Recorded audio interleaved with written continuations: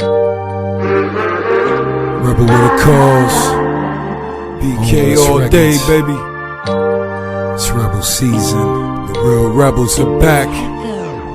I got the mind of a king. Should really protect them. Everybody talking, but Rebel really the next. I got the mind of a king. Spread to never take this. Slavery, fake hip-hop, you dead if you were racist. I got the mind of a king. You could never replace this. Blood from the mud, no love, so I'ma say I got the mind of a king. I know where I am from now. I'ma wake 'em up, you keep 'em sleep, it's up to me. I got the mind of a king.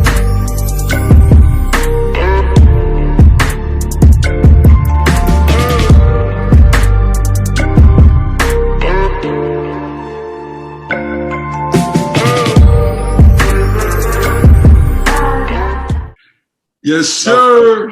Here we go. What's up? What's up? What's up? How y'all brothers doing out there?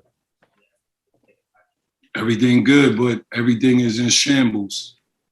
You know it. You know it. Mentally, we are dying. And it looked like everybody's smiling while this is occurring. Right. Yeah, I wrote a spoken word. And I wrote this probably last year. And the opening line goes, "Never mind the ruins, it's the roots." And I want to break that down because we about to dive into a real conversation with some real men, with real intellect. But I want to remind y'all, the fight is not for what we see. This shit is over. It's been over. The roots are what we're fighting for. We are fighting for the spirit of our people. We are fighting for our ancestors. We are fighting to continue our spirit, continue our greatness. What has been done is already done. I understand. I see the world too. This shit ain't beautiful. Sometimes it can get downright depressing. But I gotta remind y'all, we are here. Yes, sir. We are here. And we are here for a reason. Each one of us carry a spirit in us. Each one of us carry a power in us. We carry a word. We carry part of our destiny. So yeah, it could get bleak sometimes. It could get real depressing. But we here. So that means there's hope. We here. That means there's a fight. And when there's a fight, there's a way. Oh, no question. If they not with it, let them go. If because I know black women who are with it. I know a lot of black women who ain't with it. So if they ain't with it, they ain't got nothing to do with us. They ain't got nothing to do with us. We ain't out here to save nobody. We ain't out here to reach out and grab and convince nobody of nothing. We ain't out here to convince these brothers of what they doing, pants sagging, you know what I'm saying, doing gay shit, doing this. They been sold they sold. They been sold they sold. But what our job is, what our responsibility is what we gonna do now. You know what I'm saying? What we gonna build amongst us? Because they are brothers still here.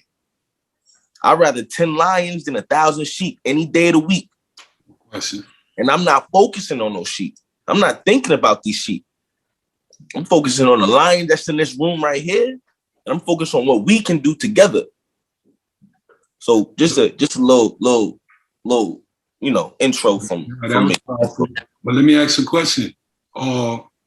We don't need more troops? Yeah. And that's what we're doing. That's what we're doing right now. Every time you talk to a brother, every time you touch a brother, you know what I'm saying? I'm part of an organization right now. We building. I know people are building in different pockets. People are building in different communities. Of course, we're gonna need more troops. And they out there. They just waiting for the call. There was a time where we didn't walk in this in this path. There was a time when we was out there, you know what I'm saying, doing whatever. I know there was a point in time I wanted to be a football player. And I grew up with the message. I grew up in the ministry. I grew up with it. And I still wanted to be something else. But when that calling came, I could not ignore it. And now there's brothers out there that are still doing it. And it's on us to make that call louder and louder and louder with platforms like this, with connections that we make. That's what we got to focus on. The black woman who doesn't know who the enemy is, I ain't focused on her. The black man who doesn't know what community is and what love is for his brother, I ain't focused on him. I ain't even trying to convince them. All I'm gonna do is to focus on the ones that want the information, who got the spirit, who got the call. Those are the ones I need to go talk to, because those are gonna be the ones that feel lonely out here. The ones that hear this shit and don't know where to look, they gonna feel like they by themselves, and I know what that feels like. I don't know everybody's path, but we all got a story. We know what it feel like to feel like it's just us out here, Right? but it ain't. So there's, it's like, yo, this is how I treat it, right? Y'all seen X-Men? Yeah. Each one of us is Professor X. We got to go get the mutants because they out here not realizing they mutants. That's what we got to do. We just got to make our call louder and louder and louder till they can't. And I'm telling you, this shit falling, bro. It's falling. It's falling underneath it. They think they got this shit in their grips and it's falling, bro. With a passion, this shit is falling. So all we got to do is stand strong on our square, and when the time comes, we gonna make our move. That's all. I just want y'all to have hope in this all. All right, so let's get it in. That was powerful, Pope. Peace to the gods, yo. Welcome to Rebalz Roundtable. I got the gods circling again. We got King Kenwado on my right. We got the powerful poetics, the rebel in the building. We got the genius mind of Brother Clive under me. Peace to the God. And you know we got the genius mind of Dion Green in here. Knowledge Born and KC. I don't see they ain't came up yet. But peace to the gods. Let's get it in. Peace. What's up, brother, man? How y'all doing?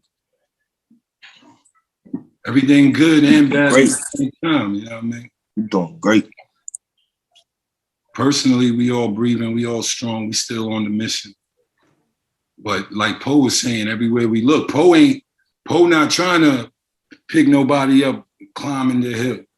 Me, on the other hand, I got like 9 arms holding mad niggas up, trying to bring them up to the top of the mountain. But we all do the same thing, we just do it in a different way.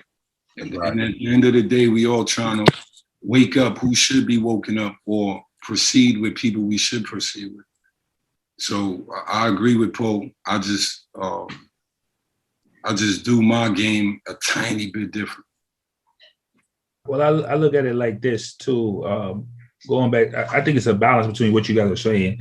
Is that I don't think he's saying that, hey, we don't want anybody. It's just that the thing has to be is that if I say, yo, do you want, if I'm a teacher, right? And let's say a basketball coach, and the kid is 6'5", and I'm like, yo, you got the potential to be great, man. Let me just teach you the basketball. He don't never want to play ball. I can't keep going to run after him to keep trying to coach him. He don't want to learn. He's not with it. He's not trying to do nothing. But if I approach him, he don't know nothing about basketball. And I'm like, yo, son, you 6'5", B. You nice. You know what I'm saying? You could be nice with the rock. Now he's like, all right, what are you talking about? And he wants to learn. Yeah, that's when you pull somebody in. There's a gradual to see that you have to pull those in who want to learn. But I'm not going to keep going out in the street every day and he's shunning me and he like, yo, F you, because there's so many people who do want to learn. There's millions of black men out here, fam. You know what I'm saying? So for me to waste my time on dudes that don't want to do anything, because what I've learned is you can't change any man. He has to come to a point where he hears the word and he's like, yo, it's time. You can't change no man. You have to go. It has to be to the time. He's like, yo, it's time, B. You know what I'm saying? You go. All your job is just to spit it. It's just to be walking in your word every day. It's to be you, the rebel. You know what I'm saying? To be poetics, to be Kim Waddle, to be knowledge. You know what I mean? That's what your job is. To be Clive. You see what I'm saying? That's my job every day, fam. You see what I'm saying? So the point is that with this right here, to be able to say that, right, is to be able to be like, all right, this is where I'm bringing in the right people. I'm spinning the message. I'm walking the talk. I'm doing the action, right? And now, me being this action, people who wants to come with me, this is where I'm headed. I always tell people like this, yo, I'm going this way. Do you want to come? That's all it is. And that's how I look at it. No doubt. Y'all already awake. In my book, the awake is already awake. I personally deal with most of the sleep. And I woke up mad niggas already. For over that take a lot of energy though, man. It take a lot of energy, man. And I got infinite energy. That's what the mind is for. But I'm not saying nobody take what I do. What I'm saying, I'm just telling y'all what I do. I deal with all the awake gods and earths all day, but I can never be nowhere and not see the old me. I'm always running into the old me. Right. And I make sure I do what certain people did for me. I try to carry on the tradition at all times. We wake people up. I know it's hard. This is the hardest thing to do, my G. Right. Changing No doubt. And for real, bro, you gotta work. You have a calling on your life. You feel me? You have a calling on your life, and it's obvious. So I remember one time I talked to a brother, and I started spitting my thing, and he told me, yo, they gonna hate you for that. Say, yo, you keep talking that shit, they gonna hate you for that. Your own people gonna hate you for that. You know what I told him? I said, I love him anyway. Yep. You feel me? And you gonna love him anyway. And it's gonna be a lot of work. It's gonna be tiring. It's gonna be hard. It's gonna be dragging on you. But guess what though? That's why you was called to do it. No, he ain't calling you to do it because it was an easy task. He give his toughest soldiers the biggest battles. Yes, sir. You know what I'm saying? You know what's so crazy? My pop said to me one day, I'll give you a little past, little history. I got kicked out of school. You know what I'm saying? I got into some trouble when I was like 22 years old. I got kicked out of school. I was in some, and I called her. I said, man, everything going wrong. Everything was going wrong. I kicked off the football team, all of this shit. He looked at me and said, yo, you think we not gonna win? He said, you think we not gonna win? Everything might be falling down around us. We wasn't sent here to lose, brother. Exactly. We the gods. That's why we was the ones sent here to overcome insurmountable odds. Yes, sir. Yo, bro, they've been trying to kill us for thousands of years. That's right. And we still here. And they can't do it. And we still be sparking up. We the gremlins, right? Right. And we still waking people up. And we just getting nice with it. Yeah. Clyde, how long you been doing your thing? 3 years? I said 3 years. Put another decade behind everything we doing out here. Put another decade. I've been out in Atlanta 2.5 years. Put another decade behind everything we doing out here. Yeah. All we gotta do is stay focused. All we gotta do is stay prayed up and know, like, without a shot of a doubt, bro, we ain't come out here to lose. You know what I mean? So yeah, the brothers you talk to, that shit gonna be hard, dog. I already know. Talking to people there, and it's gonna feel like talking to a brick wall. You know what I mean? But we got people. My man Clive got a game plan. Shit might be, you know what I'm saying, some patches we got to pick, but we got game plans. Yes, sir. You know what I'm saying? And the mission is what the mission is, and what the mission will always be. Go get our people. And the ones that want to come, let's go. The ones that don't, okay. All right, well, I'm sorry, As they said, but as they said in the Bible, when you about to flee, don't look back, fam. You know what I'm saying? So, I just say that because a lot of people going to try to hold you back, and only because I use the line of forgive them, Father, they know not what they do. Not because they hate you, because they're going to think you talking that black shit. You talking that nation building? Are you crazy? Everything you're talking about, and this is just because people can't see that type of reality. How can I see something that's never been done before? It's not real, right? The man never ran the 4-minute mile until somebody ran the 4-minute mile, right? You know what I'm saying? So this is what happens, is that people can't believe nothing until they see it. But you have to have the vision, and you have to be able to see what they call the early adopters, who are going to come to you and say, yo, you know what? We rocking with you. We believe in your vision. We see what you're doing, and you make it happen, right? Because that's why I say that our job is just to keep pumping the message. Be like, yo, you on every podcast, you talking here, and you're doing this here. I'm like, yo, listen, it's plan, execute, review, fam. You see what I'm saying? I'm gonna be out here spreading the same message, the same vision. I'm gonna be out in the streets doing. Everybody gonna be doing their thing, what they doing to try to push it, right? Because this is where the greatness comes in. Is you am I, and I am you. You know what I'm saying? That we all is still Ubuntu, right? You know what I mean? So the whole thing is that because it is Ubuntu, that I don't have to be great at talking to certain people. You don't have to be great at doing certain things. We all complement each other.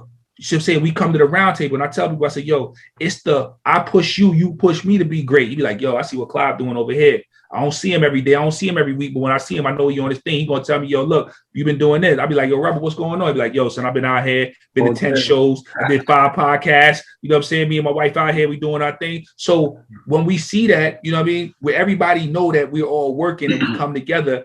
And then when we come together, we form like Voltron, right? And that's where the power going to be at. I agree. I agree with both of y'all, but I agree, man. Knowledge, what you got on it? Yo, Knowledge, what you got on that? What's going on, man? You, me, always us, never them. Are you talking about what I think about for us and you know, trying to save everybody? Yeah.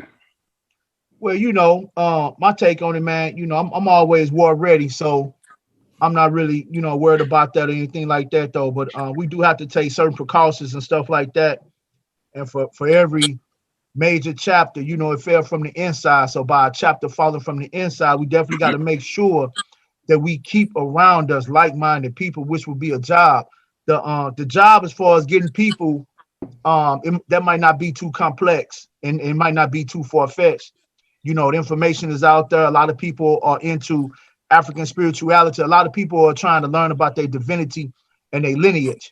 So when you start learning about your melanin and where you come from and stuff like that, it starts to spark the pineal gland. And once it before it hit the pineal gland, it kind of gathers in your lower chakras and go up to your pituitary gland. So I don't think we're gonna be in a bad situation because everyone is going towards that way. I'm not saying everyone, a lot of people are, but I will say this: in the way of the going or in the gathering of the people, we have to keep some form of morality. We have to keep the culture. So a lot of things that we don't have in the culture that's in the culture now that we want out the culture, we got to get rid of it. You know what I'm saying? Negative energy, we got to get rid of it. Poison, we got to get rid of it. And you have to realize something. We in a Western European world trying to wake up people who've been indoctrinated into Western European society and dealing with Western European religion. This is just facts.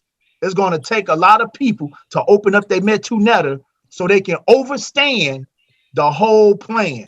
But at the same time that we in the age of Aquarius, a lot of information is out here. And I truly believe that a lot of people want to see change.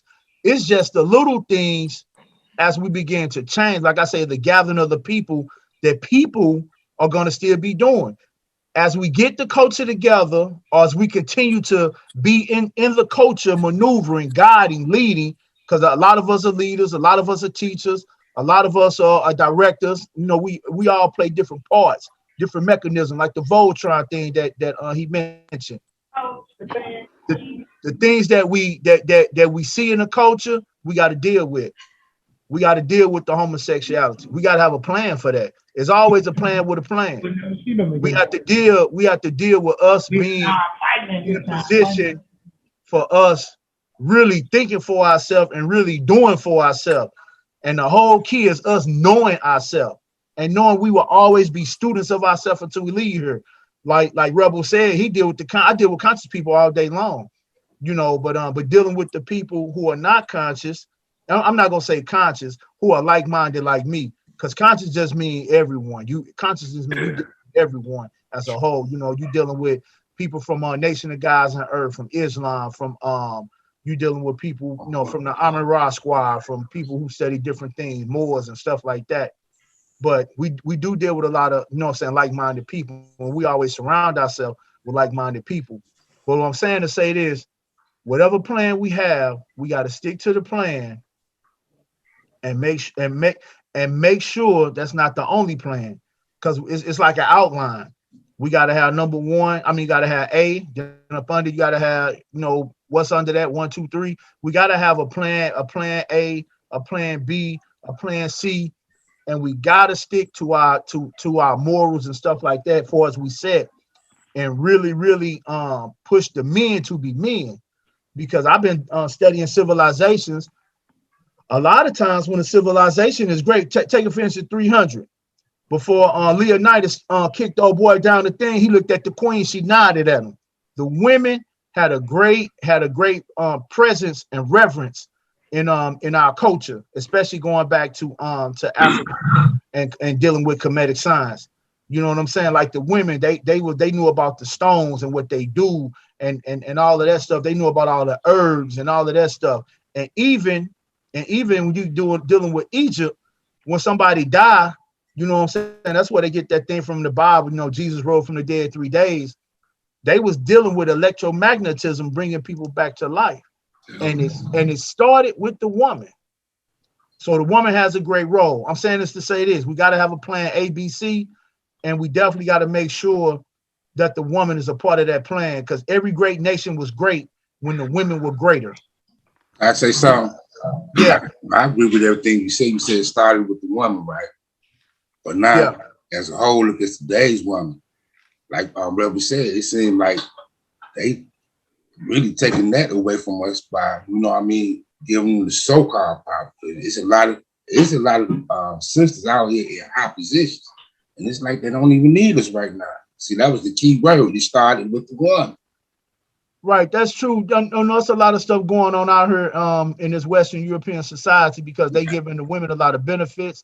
Right. You know, since Kamala Harris is one, and Stacey Abrams here in Georgia helped her win.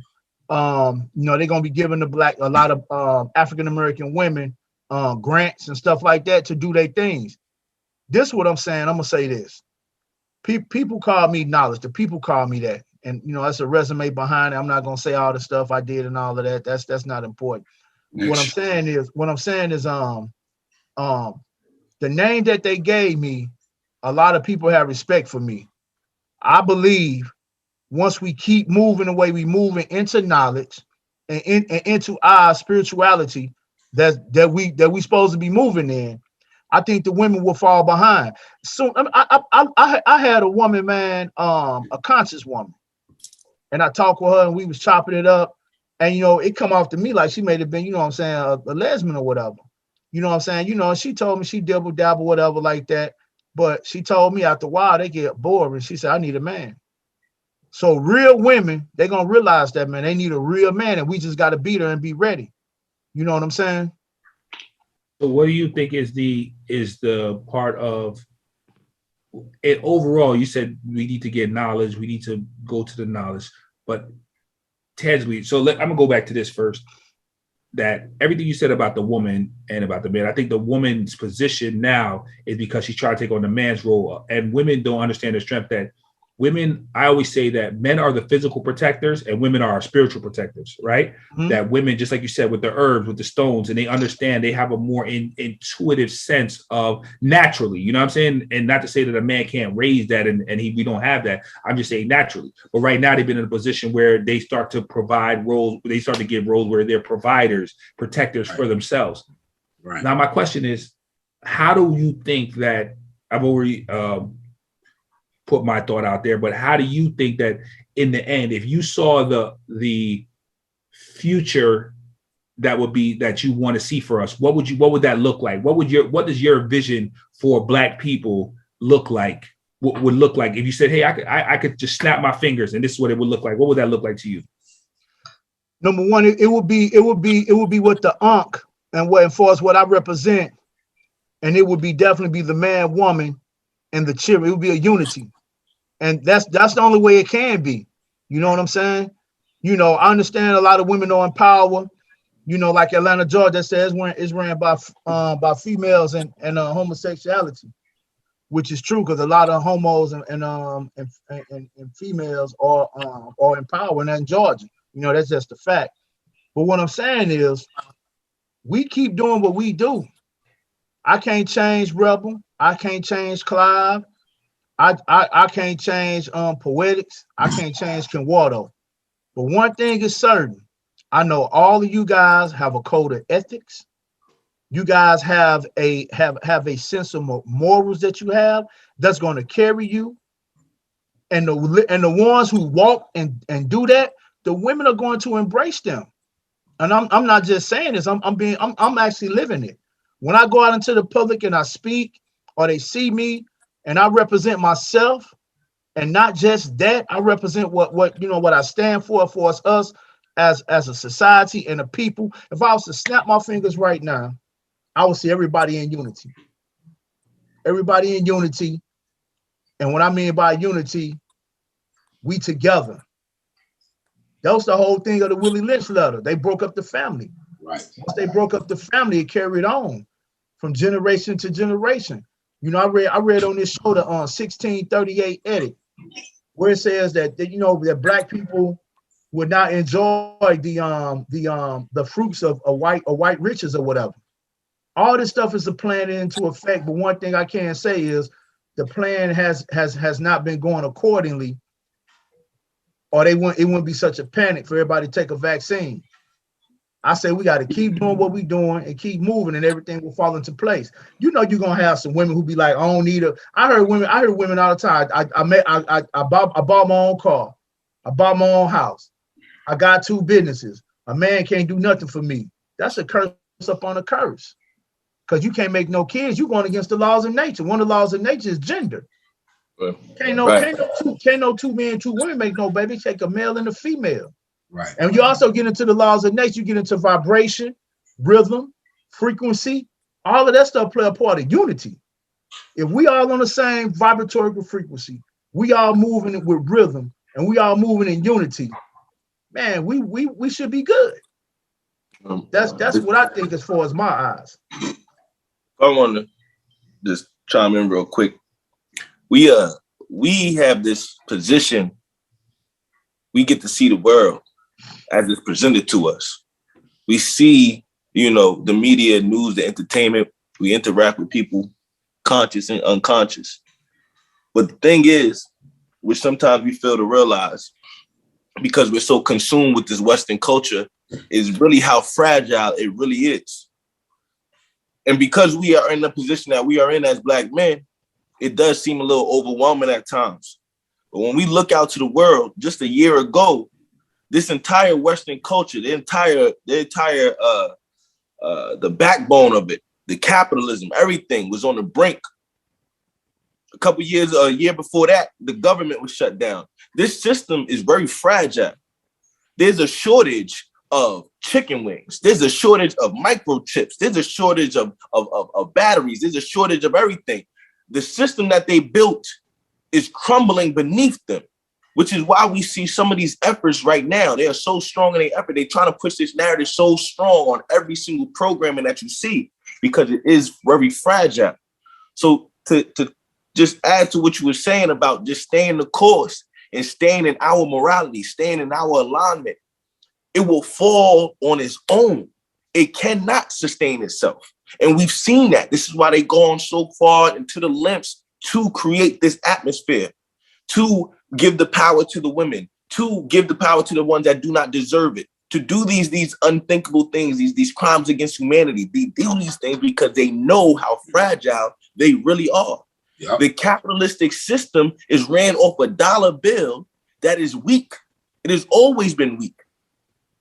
We're dealing in an age of new currency. We're dealing in the age of new economics, new production.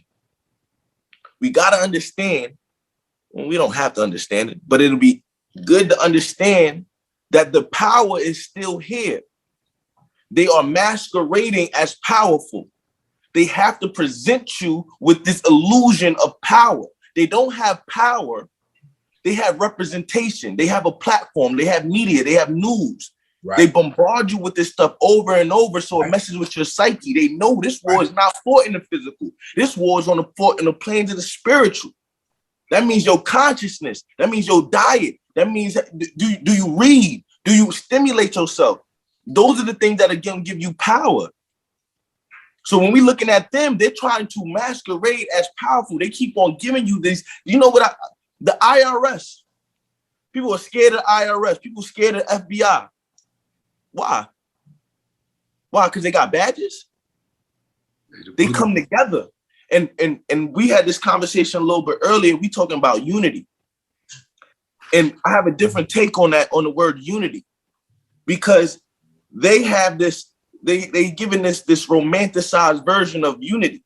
Oh, we all need to come together. No, we are unified. We are unified in the struggle. We are unified in the plight. We are unified in everything. The only thing that is separating our victory from their loss is cooperation. Once we operate in unison. Once we have common core objectives, once we have these goals that we all want to reach, these like-minded individuals, we all want to reach them, their power fails. Their only power is consent. They're not powerful. They not. We giving them way too much credit. All they do is got a camera and they gonna point it at whatever they want to shoot and show it to you. Yep, that's what's happening. You want to see on TV? You want to watch TV? Cut the TV off real quick. Cut all social media off real quick. Then go out into the world. They're not powerful. They scared. They hide in their communities and don't come out. They only operate in controlled settings because they're scared. They operate in the spirit of fear. That ain't us. Yeah. That's where our power is. Their power is an illusion. Their power is deception. That's how the adversary works. We walk in truth. Yeah, there's a lot of people that's gonna fall to the wayside. But that our power is not in numbers. Our power is in understanding. Our power is divine. Our power is in our love for each other. When we come together, shit get hot. When we come together, you know what I'm saying? All we gotta do is cooperate. And guess what? After that, wait for it to fall. Because it's falling right before our eyes. They're gonna show us every movie in the world, every TV show in the world. They're gonna put 5 ladies on The View, 4 men on Fox News, 18 people on and they're gonna have T.I., Candace Owens, Killer Mike. They're gonna show the black community exactly what they want to show the black community. Yep. But don't none of them talk for us. The real ones know. And the real ones is only gonna be the ones that make a difference. You know what I'm saying? Our power is in us. This room right here, this is our power. They shit is fragile, bro. I don't even look at white people. I try not to touch them. I try not to rub up against them because I don't want their weakness to rub up on me. My shit's too powerful for that. I had the Corona mask on before Corona, man. Yeah. Running from They was dying out from everything. Yeah. Yeah. They weak. They genes is recessive. Let's talk about it. Right. Their genes is recessive. They can't stand in the sun. They're not meant for this atmosphere. They're not meant for this atmosphere, this ecosystem. Nope. So they meant for the caves. Well, that's why they terraforming there. Yeah. They the aliens from the movies, my G. Yeah, man. They aliens want to come terraform the earth or make it inhabitable for them. But they actually the ones doing it. Just look up in You don't know the earth fight back. The earth fight back. This shit is alive. But that's the whole point, though. The earth fight back, and that's the whole thing. We always been one with nature because this was made for us. Right. You know, I've never thought about the alien scenario that you said, but when you said that, that just clicked in my head. Like, man, these people are really on a foreign terrain that they're in a fight and war against. They're always warring against nature. They're the only people to war against nature. I'm like, yo, I never even realized. I realized that they warred against nature. I didn't realize the alien part. If you go to Mars, you're warring against Mars. You have to have all kind of masks. You have to be trying to. The terrain is not bothering nobody. Like, it's everywhere. Exactly. It's inhospitable. No, fam, you're not even supposed to be there. That's why it's inhospitable. You're not supposed to be there. That's why. You know what I'm saying? So that's the whole thing. They blame it on the planet when it's really you are not even supposed to be here. But I just go back to what you said about cooperation, and I go back to the other part is separation. But I tell people it's separation, but interaction, right? So people always like, oh, if you can't go anywhere out in the world. You're gonna have to intermingle people. I said no. What other groups do is they interact. They don't integrate. They interact. Right. So they'll sell. They'll be in your community. They'll interact with you. They'll sell you something. That's interaction. They don't integrate. We are the only ones trying to integrate into the society. We are the only ones that have this emotional tie to America. I'm not saying that you should abandon America. No group of people, no race of people has ever done that. That would be crazy. What I'm saying is we need to get the emotional ties away from it. Like, yo, this is the land. my land and that. There's other people who control the land who just don't have emotional ties to it. You see what I'm saying? So that's where I think that one of our big things is emotional ties to the land and emotional ties to Europeans. That's the other thing. They hate us, they like us. People like, I hate these crackers. Or yo, they ain't bad people. I'm like, yo, I don't even know they exist, fam. I'm talking to my people. I tell people all the time, everything I'm talking, all this conversation right here is with y'all. I'm not going to talk to no white man and tell him, yo, this is the problem. This is what's going on. I'm not even expecting you to change nothing, fam.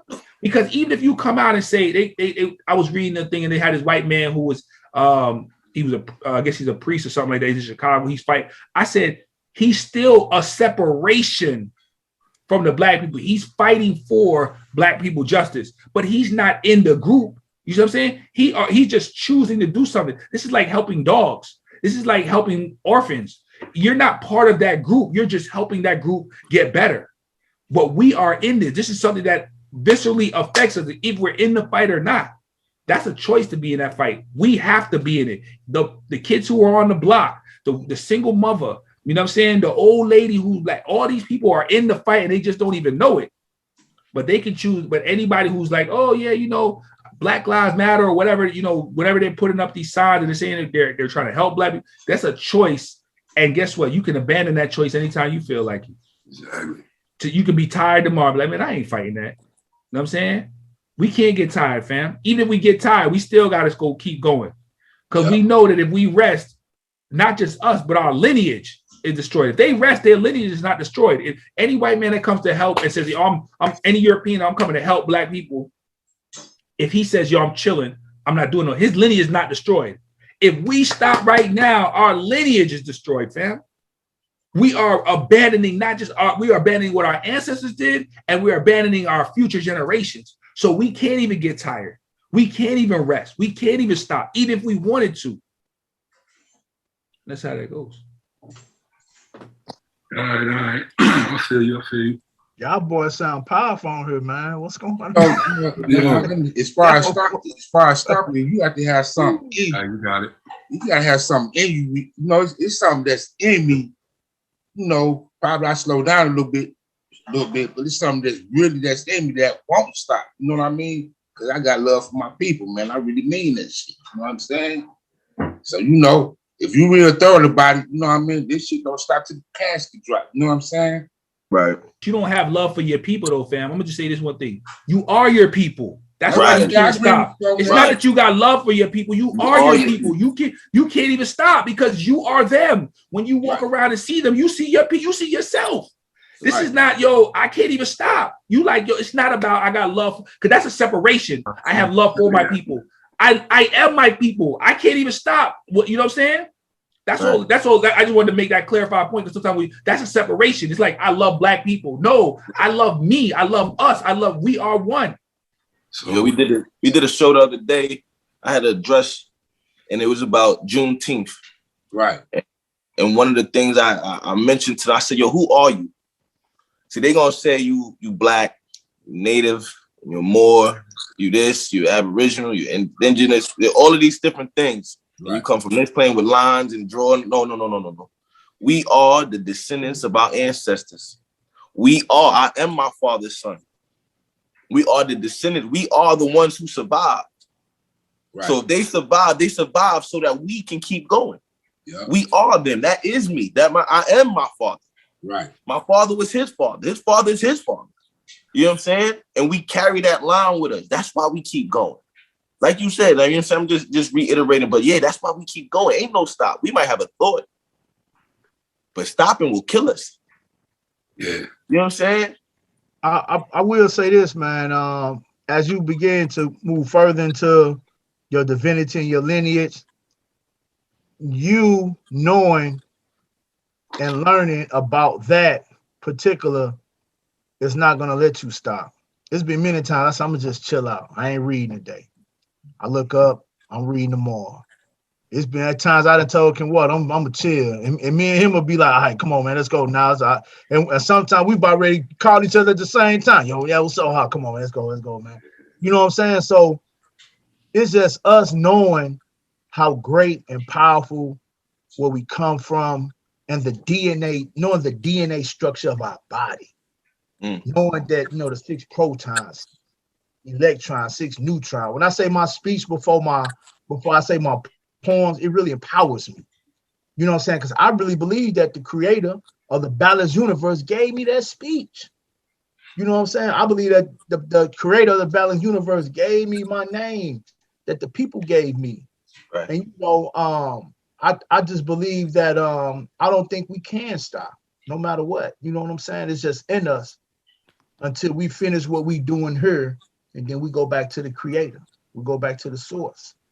But I will say this: I feel that everyone is on their path to what they're doing. We all are different.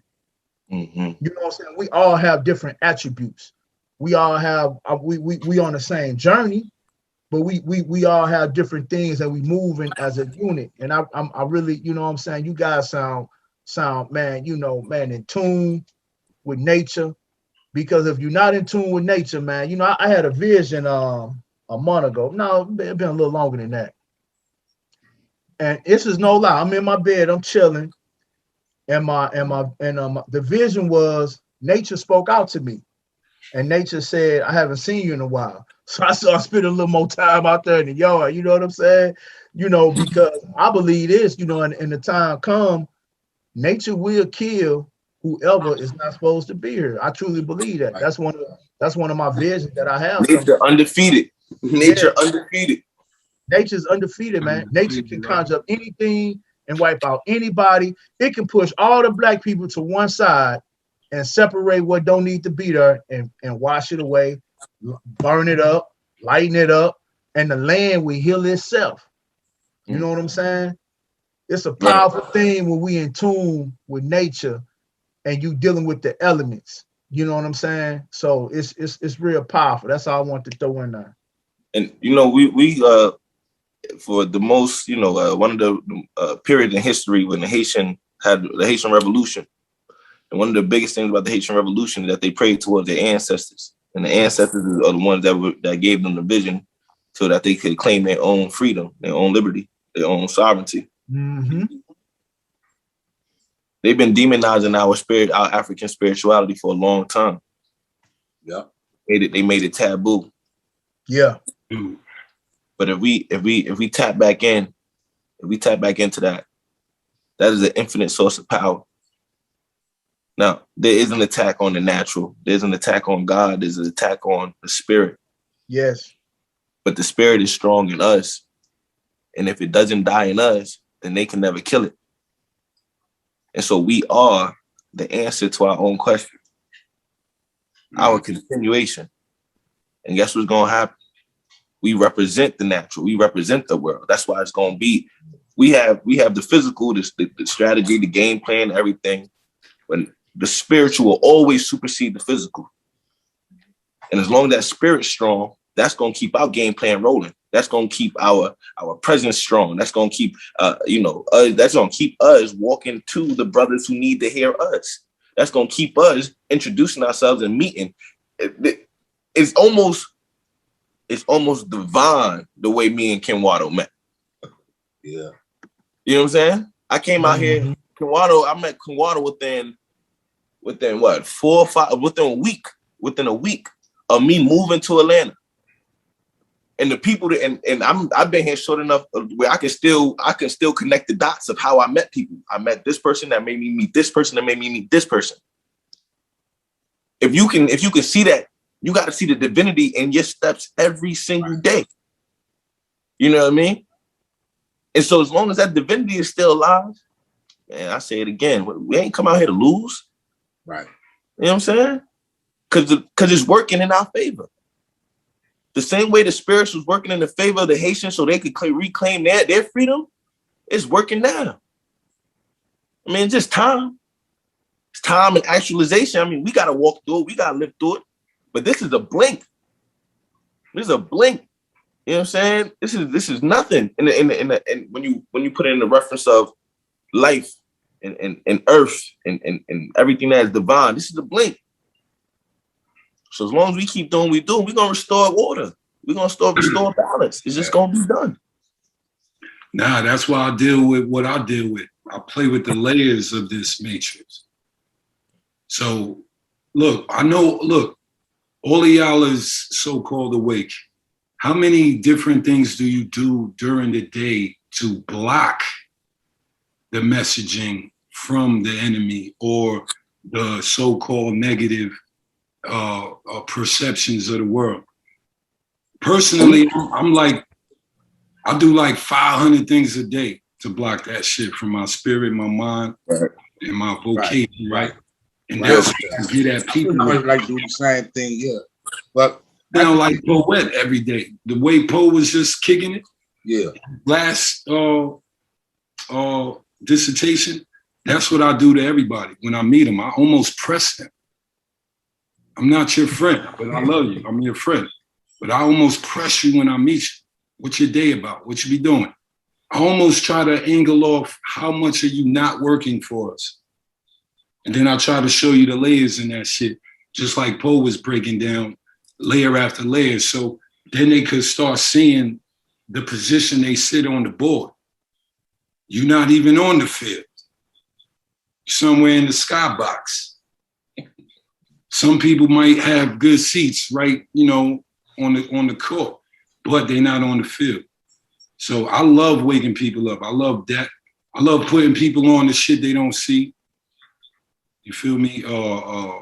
Levels they never heard of. You know, secret degrees. We be, you know, I be trying to save niggas, my G's. Right. Something in me can't leave nobody sleep, yo. Cause look, I'll tell y'all the truth. My true enemy is the white man. So when I meet a sleep nigga, should be. In my mind, I'll say, damn, the white man put him to sleep. So it make me feel like I gotta free the dude or free the queen. Or attempt it, at least attempt. You feel me? Let's do this jailbreak real quick. Let me see if I could touch. Look, I've been cracking the cracker codes, all right? Just like all of y'all have been doing. Y'all done cracked the code of a mind already. Once I did that and saw another human who was just saying white Jesus or I don't have a God or I'm just a nigga start to sound profound and educating themselves off our grace, you know what I'm saying? I'll be having the black hole, so niggas be in my crib. But my crib is the study place. We don't chill till we study. You feel me? So I have a long history of waking a lot of people up. So that's why I'll be pushing it to everybody I know. I'll be like, yo, fuck that, son. Try to wake them up. Try to wake them up. But doing that gives me my own power because now I got to go do the research. I got all the research I do to help people helps me.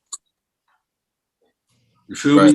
Right. No, I get you. It almost guarantees me not to have the problem. It's looking for the solution.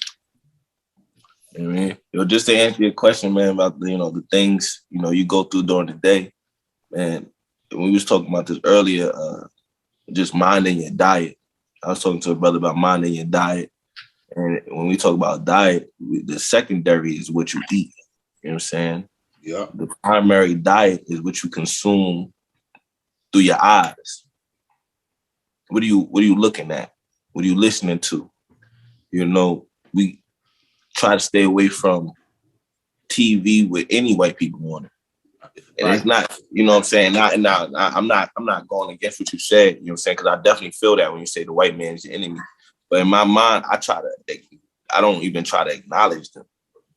You know what I'm saying? I try to play on the court as if there's no defender. Well, like say again? Now you playing on the court like there ain't no referee. The white man's the referee. Right. I feel what you're saying. You don't see the ref. And I be trying to bring it, talking to individuals and everything like that. That's, they gotta have so I say this, right? One thing my cousin told me before I came down, he said, yo, don't cast your pearls before swine because it'll take something out of you. But those enlightened individuals that you come across, you feed into them. You feed them into them as if they were you, as if they was your own blood. They are. So every day, Every day is just a constant step. It's a constant left foot, right foot, brick on top of brick. You know what I mean? Let me throw something back at you. Let me throw something back at you. Not to cut you off, King. When I walk through Atlanta, I'm from Brooklyn, Harlem. So I could say when I walk through Brooklyn and Harlem. But when I walk through Atlanta, I see the white man all day. You don't see the girl's hair. You don't see the hair. You don't see the makeup. The white man's on them, my nigga. Right. You don't see these niggas tagging. You don't see these niggas using. Yeah, I feel you, but I'm gonna be honest with you, bro. That's why I stay I stay around that crowd. Like I be trying to spend as much time in the West End, Sicilies, you know what I mean? So I can see the natural. So I can vibe with that. No doubt. But when I say the white man, I'm not giving him the power. I'm recognizing the power. I didn't give it to him. He took the shit already. Me and you right now could go to Atlanta right now. Let's go to whatever spot. If it ain't totally conscious, we gonna see the white man on our women, right? Look at her hair. Right. Look at her whole shit, right? So in her mind, is the white woman the prototype for her? Right. You're right. You're right. You're definitely right about that. And when it come to the brothers, they got the white man. Look, we had beef with the white man from day one, right? Since we're the highest, he war against nature, right? Like y'all said. We're the highest sentinel being nature made. That's why he's warring with us. So the mind frame of that white man is in brothers. That's why they be wanting to kill everybody looking like them or showing true camaraderie of blackness, right? So I see the white man all day. Good. We living in his world. I mean, we living in his motherfucking world. But I don't know. I'm with Poe. In my eternal, he don't got no power. This is a fucking cave dog. That's the deception. Like the Bible said, the devil, only power is the deceiver. Right. The master deceiver. He's always lying. And this is why I deal with all the layers, because when I walk outside, everybody on their phone. So they're feeding off the lie. They're in their crib. Netflix subscriptions is crazy. 30 million niggas. So I ain't saying don't watch Netflix, but what I'm saying is Netflix got those movies, them little lesbian movies on, the new gay shit. I've just seen a commercial. I said two white boys. I said don't watch Netflix. I said, me neither. No, I'm just aware of what my people do. I don't have none of that shit. No TV in my house. I don't play with the Matrix. That's why I don't be on the internet. That's what it is. And that's my old school logic on why we never jumped on the internet in 204, 205, 6, 7, 8, 9, 10, 11, 12, 13, 14. It got to 215 when I said, yo, come on, son, we got to do something. Fuck this shit. We got to get on the internet. Because everybody outside's on the internet. You can't even have a convo with them. In the middle of it, they get distracted by their phone. And then the Instagram video pop up. So I used to say, yo, we need more troops. People like us to help wake people up. But I feel y'all when y'all say the separation, that might be smarter. I feel y'all when y'all say we should isolate, but I do that. I got a circle within a circle. This is my circle within a circle. Right. So if you see me doing anything else, that's not my circle. Right. Right. So I keep a balanced power around me at all times. But I do know outside, the white man got our people on demonic time. And they loving that shit. It's every day, it's every minute, it's every fucking second. We talk like this every 2 weeks, 1 week, even if we was on every day. What are they looking at? Look at Instagram, flick, flick, flick, flick, flick. You can see about 1,000 different vibrations in like 5 minutes. Less than that. Okay, even better. So what I'm saying is our enemy is working quadruple time. He on right now. Yep. Showing them some lesbian shit or some gay shit or some backwards black logic or some European new age way to think. And we be having small little windows to scream through. Yo, wake up. Right. So I see the disbalance in the food. And that's why I be going so hard just in my life. because I recognize the disbalance of power to the poison.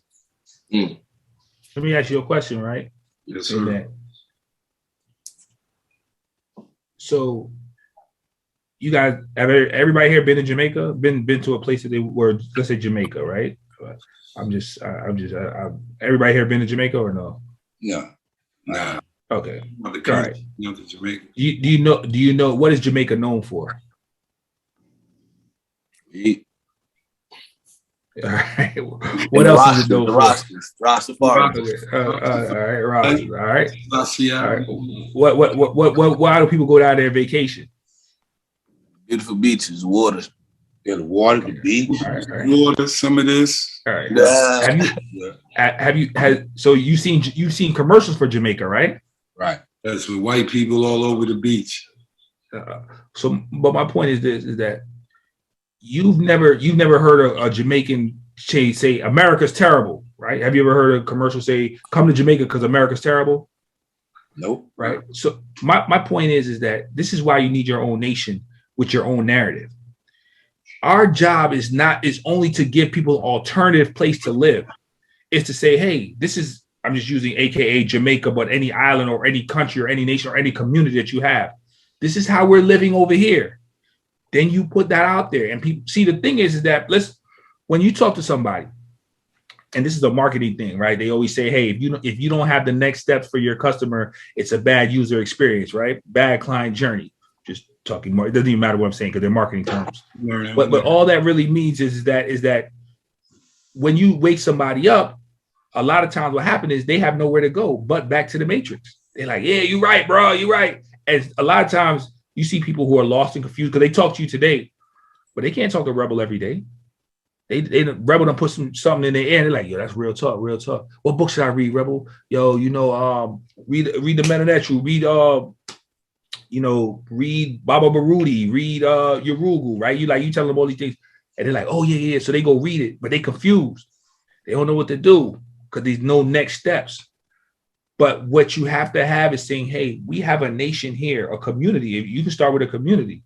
We live in this land. We have this community here where we live like this. If you want to come and build with us, this is where we're living this out, what we're doing. And I'm saying this because this is my aim, is to say, hey, to build a community, right? I've like you said, I've only been 3 years. We're trying to, I'm putting the work in, the groundwork in, but my goal is to build a community, then to be able to unify with other nations, build community of those nations, and get into the politics of those nations, right? And be able to, because you are not going to influence the minds, in my opinion, just like you said, they have a 24/7 machine hitting us from every single which way there is.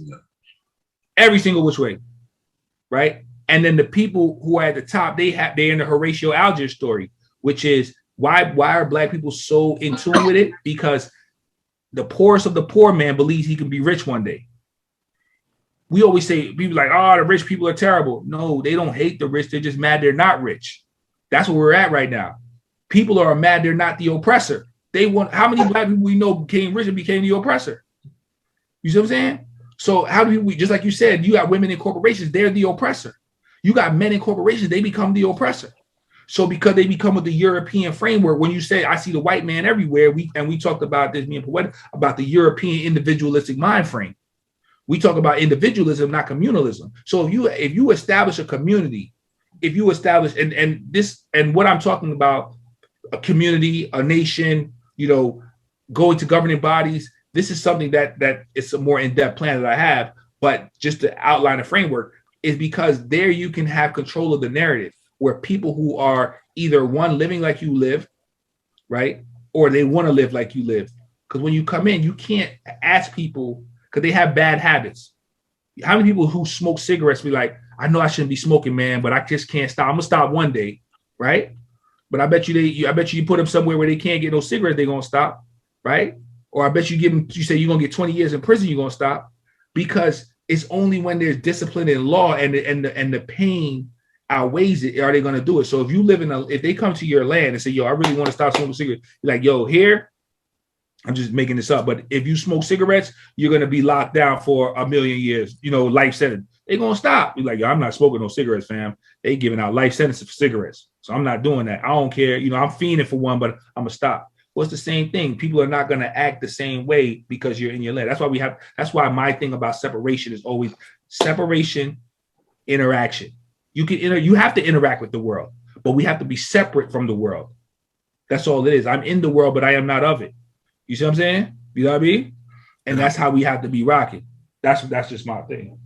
Oh, now. Let me just get one. Let me clarify one little thing. Mm-hmm. When I say I wake people up, it's not from the conversation that with daughters. Then they'll be in my house for 3 weeks in a row, my nigga. I got somebody from Atlanta y'all might know in my house right now. Word. She gonna stay here a week. She gonna clean up and get mad knowledge before she leave again. I'm not talking about one convo. I'm one of them old school ill niggas. What's mine is yours in a large sense. So like when I try to wake people up, I bring them outside. I try to isolate them as much as possible. So if I put it this way, if I meet a girl today, she'll be with me the next 3 weeks in a row doing this shit. Word. So it's not just one combo and without it, and they you know, we hit them with some realizations and they be like, oh shit, I never thought of that. And you're gonna keep thinking that. Because when I say I wake people up, I don't, in my own spirit, in my own world, I don't think that's waking them up. I gotta show you way more than that. It's kind of like a month with Rebel. Word. Take my world out to do that shit while all my other shit is going on too. But my point is, I think I'm a different breed. I'm gonna die doing this. And I know that. So I really be trying to wake them up. Like Shorty in the crib, she just was working like 8 hours. Documentaries, books. We ain't throw Pro Book at it yet, though. Right. But we gonna get on that. About this right here. Well, you talking about Francis Cress Wilson, you talking about Dr. Clark, you talking about my aunt, we talking about the Panthers, we talking about Jim Crow, we talking about Willie Lynch, we talking about all this shit. Government, the white man, his history, ours. This is what I do, my niggas. I just don't be online telling everybody, yo, look, I'm a teacher, look, I be doing all this shit. But I be waking niggas up. And it take that much dedication to do it. And I ain't saying everybody got it like that to do it. But what I'm saying is, I don't know what else to do. When I look at the Black Plague, I gotta wake you up. Oh, let me say this too. When I see that potential godly spirit though, so it's not just anybody walking down the damn block. They gotta show that spark without us looking. And then I know that's one of us. And trust me, my whole life pattern, I only got a few losses. We wake niggas up over here in Rebel Vision. This is the black hole where I'm at right now. I call my basements, wherever I live, the black hole. And I bring everybody into the black hole and they recognize that we have another life, another mind frame, higher mind frames, other mental positioning, all while in this world. Let's do this all while in this world. So you can keep throwing the white lady at us. That ain't hitting us. You can keep throwing the white doll at us. That ain't hitting us. You can keep throwing the black on black hate. That ain't hitting us. On a trajectory of always being that. So I love my job, man. I love my job, man. Like I said before, we all have different attributes, and you know, we all have different things that we're gonna master ourselves, because even though we're on the same journey, sometimes our journey is different. You know, that is what make us special in itself. So, you know, we definitely gonna be an asset to one another because of the different things that we know how to do. Nah, we got all the keys probably right here in this room to save the black race. Right. And I don't mean us individually, but everything we all stand for, if you could truly put it into a foundation, I think we would save most of our people. Because we are all in real ill keys, and they're separate keys. But when you see all the keys together, like on the janitor belt, that's how we got to start looking, like a janitor belt. Because all them keys is laying on each other. So they're no longer separate. If we could get to that janitor belt, I think we'll be all right.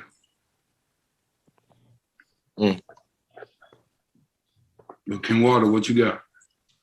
I want to get down there. Brother Poetics, tell us about his book and what inspired him to make this book. It's called Spiritual Warfare. Spiritual Warfare, the inspiration of a nation. By my brother Poetics, man.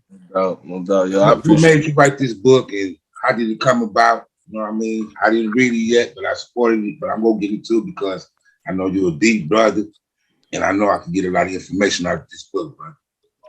No doubt. Appreciate that. Appreciate the highlight of the book. Well, give y'all a little bit of background. There was a period in my life where I kind of like isolated myself from everything. You know what I mean? I kind of did like 5 years in isolation where I wasn't really going out or doing anything. I didn't really have no contact to the outside world. It came after a realization I had, and the realization was much like the realization that most of us have, in that we are being attacked on every level, and the prime suspect, the prime target, is the Black man, in hopes and aims to destroy the Black family structure. And in hopes and aims of negating any Black power structure. So with that, I got a little interesting background. I came up in the ministry. So I'm third generation preacher kid. You know what I'm saying? My father, he was a minister in Hebrew Israelite ministry. Growing up with that background, I came from a real tight-knit community. And all of that has inspired me. But when you walk in this path, you have your own realizations as you go. And one of the things I realized is that we have been blinded by the truth. So what happened when I wrote this book is I started to look for the answers. Why? What's going on? How do we get out of this? So the first thing I did was I started to study the Nguzo Saba, the 7 principles of Nguzo Saba, and that's where the foundation came from. For people, I know y'all know, you know what I'm saying, it's the 7 principles, but how we create our own, how do we build our own? And so from that, I dove into exactly what it is we face, the plight we go through here in the United States, what we have to see through. I do believe that this is a spiritual war, meaning it is attack on the consciousness, it's attack on the psychological, it's attack on the spirit, you know what I'm saying, in different ways. And the way they do that is through deception. They play a manipulation game. They hide certain truths. They give you certain deception, and they play with you. So when I wrote this book, I wanted people to understand what it is we're actually dealing with when we walk out into this matrix, what it is we actually dealing with when we see certain things, and what are the pillars of our own foundation that we have to keep strong. What do we have to do within ourselves? What do we have to do with each other? What are the key talking points? What are the key points that we have to be able to stand on so that we can uplift ourselves and uplift others above the matrix? Most High behind me.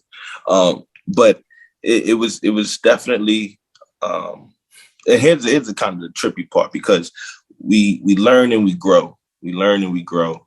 And like you said, we all on the path. I actually wrote this book in 2017. I wrote this book 2017, and I didn't promote it at all. Actually, I didn't market it. I didn't do anything. I just wrote it and printed out a couple copies. I gave it to a couple family members, and that was it. At that point in time, I don't think I had the self-belief. That I was still going through my darkness. I was still going through mine, because a lot of this came from a combination of pain and passion. So as I was going through that, I never really pushed it. But when I came down to Atlanta, and I met the brothers, and I've traveled and learned more, and I spent time, on the road. I was a nomad before I came to Atlanta. You know what I'm saying? I moved from city to city for about 1.5 years before I moved down here. And so it pushed me having the connections with the brothers I had and learning the new information and studying new information. I wanted to add to the book and connect some of the dots and put more information in it. And in alignment, everything that I wanted to do kind of just fell into place. And right. Out of that, it came the book, you know what I mean? And I'm going to be pushing it now. I'm marketing it now. I want the brothers to read it and give me your honest feedback. If y'all could give me a video after y'all read it and send it my way, I want the world to hear it. Now, I do believe that there's some profound stuff in there that'll change your perception on the world that we live in. And that's really what the ultimate goal was, to change your perception on the world that we live in. We have to be able to objectify. We have to be able to look at the world we live in objectively so that we can look at it without the emotion, without the connection, the emotional connection that we speak of. But for the most part, man, and it is a combination. It's a compilation of spoken word and essay. So I tell people it's not your ordinary book of poetry. You know what I mean? It's not the ordinary book of poetry. I'm not here to entertain you. I want to enlighten you. You know what I'm saying? I want to enlighten you. I want to inspire you. I want to educate you. Now, I never claim to be the smartest man in the room. But one thing I know is that my heart is true. My heart is true. And I listen to the Most High. I believe in divine spirit. I believe in divine guidance. I believe in the divinity in each and every one of us. And so I want that book to show that, and a lot of the conversations we had, it fuels me. You know what I'm saying? It pushes me to go more, and I need to do more. I need to do more now. You know what I'm saying? Just having this conversation with y'all, you know what I'm saying? I'm going to push that book even harder because I do believe that there's some keys in there that'll be able to help people step up out of their own darkness and step into their own enlightenment. So that's my run through on the book. It's Spiritual Warfare, Inspiration of a Nation. Go to impoetics.com and you can purchase a copy. Or you could go on my Instagram, click the link in the bio, and you'll be able to find a link there. You know what I mean? But yeah, Spiritual Warfare, Inspiration of a Nation. And it's part one. It's part one. The next one is going to be Spiritual Warfare. It hasn't been written yet, but the thoughts have been coming together. It's going to be Spiritual Warfare, Introduction to Rebalism. So Rebalz. Man, we need a copy. We need a few copies for the store, man. What's up? No doubt. I got you. No doubt. What's your favorite poem or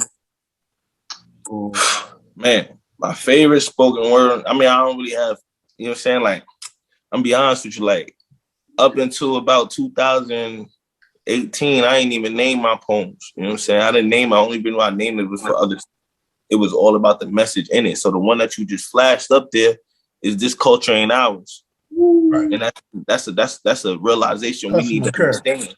We've been so indoctrinated with Western culture and their ideals and their values that we forgot who we are and where we come from. So each one carries a different message. You know what I mean? There's one that's in there that's called Malcolm X, and that might be one of the most, you know what I'm saying, straight to the point spoken words out there. Which one? Yeah, man. Like, it's each one carries its own message, but they all reiterate the same point.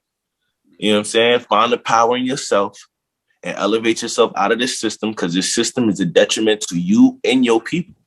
You know what I mean? And let's talk about it. Let's talk about why it's a detriment. Oh, you don't understand why the programming you watching every day is brainwashing and behavior modification? Let me tell you about it. Let me tell you about how they gonna change your perception of the world. Let me tell you about how they're going to use you to hurt your own people. Let me tell you about these things. You know what I mean? So it's in there. It's in there. And, I do feel like it'll have a positive effect on anybody that's searching for a life. I love the part you got a lot of rebel duties in it. Yeah, hey, man, it's crazy because I was looking at the same thing, man. The same thing. All right. I'm going to read it this way. We can run them down. We can run them down because they all stem from they all stem from how I kind of got myself out of my own rut. You understand? Number one, take care of your body. Take care of your body, take care of your mind. You know what I'm saying? Understand the power of community. You know what I'm saying? Be creative. Always be creative. Take care of find what's sacred within your community. I'm trying to read them off the top of my head. But be creative.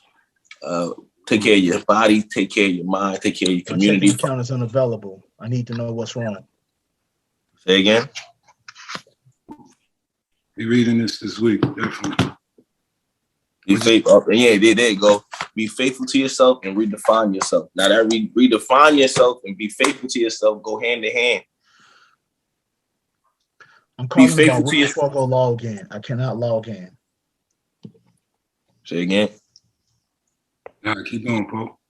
Well, the be faithful to yourself is talks about the ancestral understanding, knowing where you came from. You understand? And then as we all have to grow and mature, as we all have to build ourselves, you got to redefine yourself once you find that power. You know what I mean? Something else. Find the power in community, honor yourself. You know what I mean? Take the responsibility, and as you do it, be creative. Be creative to refresh yourself. To be like this right here. You said you stayed off the internet, and for good reason. I understand it, but in your creativity, and you're redefining yourself, you find yourself a platform where you could reach people in other ways. I'm not sure what it was before, but in other ways. So those type of things, that's a duty to revolution. You know what I mean? We got to be able to be, and biggest thing is just take the responsibility, take the onus and put it on yourself. You know what I mean? Can I ask you something, poetic? Yeah, no doubt. Make you name the book Spiritual Warfare, Inspiration of a Nation. I mean, how did that thought come to your mind? Well, I knew it was spiritual warfare. There's a scripture, and then I know I might tap on a couple scriptures and everything. And I'm not really one to quote from the Bible. I'm really not the one from quotes from the Bible, but there is a scripture where it said this war is not waged in the physical. It is waged, and this war is waged, and it's a battle between light and dark. And when I started to see, there is a spiritual understanding, a spiritual, and when I say spiritual, now spirit is light and dark. They coexist. You cannot have light without the darkness. So when we talk about spirit, this ain't no rainbows and butterflies, but everything that is done has a spiritual essence to it. Right. So when you start watching, the TV, right, and you see this programming that you put on, and what we see is the programming, but there's spiritual implications to you seeing this homosexuality that's being thrown in your face. There's spiritual implications to you seeing, different when you start seeing Trump on the TV or Biden on the TV. There are spiritual implications because it messages psychological. Now, for other people, like the key, and based off of what school of thought you reach the soul through your eye.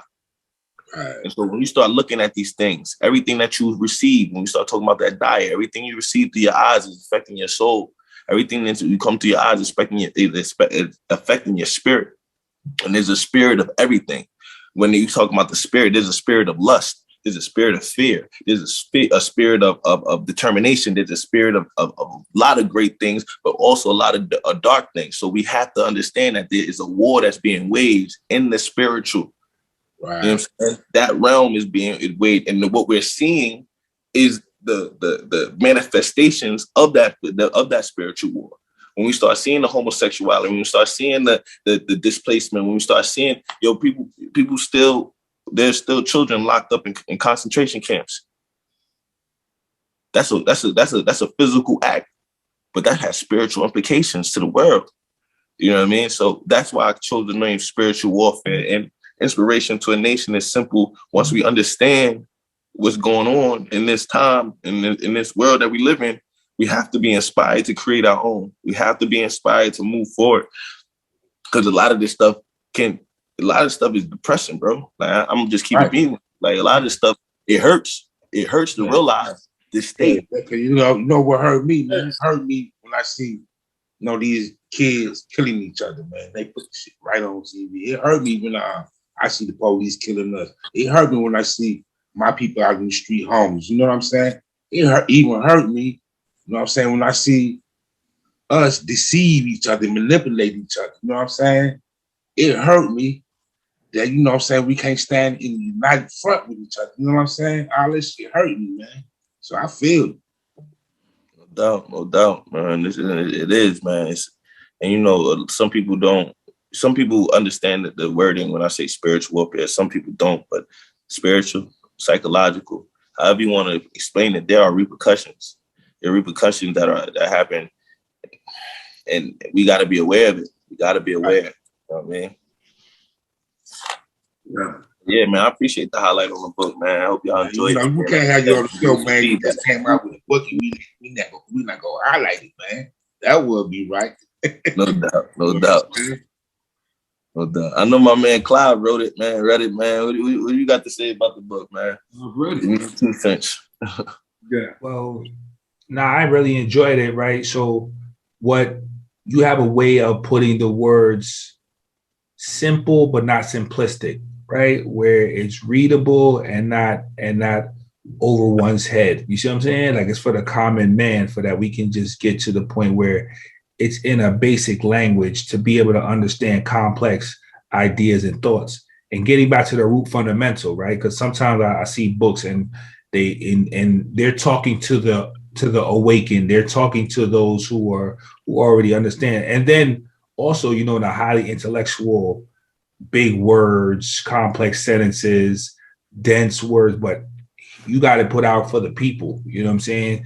Where it's like, yo, the average everyday man and woman can read this book and not get bored. I said, I read it in 2 days. You know what I'm saying? Like, you know what I mean? Yeah, real talk. You know what I'm saying? Like, so I just knocked it out. I just told him today that I read it. He was like, you ain't never tell me.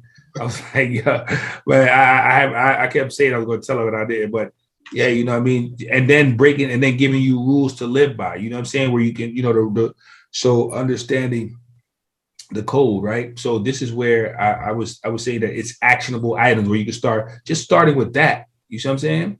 You know what I mean? Understanding your community, right? You know what I'm saying? Redefining yourself, having your values and morals, right? And just having those things that you can have and just starting with that and saying, okay, let me take this and start building on it right here. Because, you know, the mansion of your mind is built brick by brick, right? But we have to start with some kind of foundation. And I would just, and for any man, and that's the thing of that's the beauty in what he did.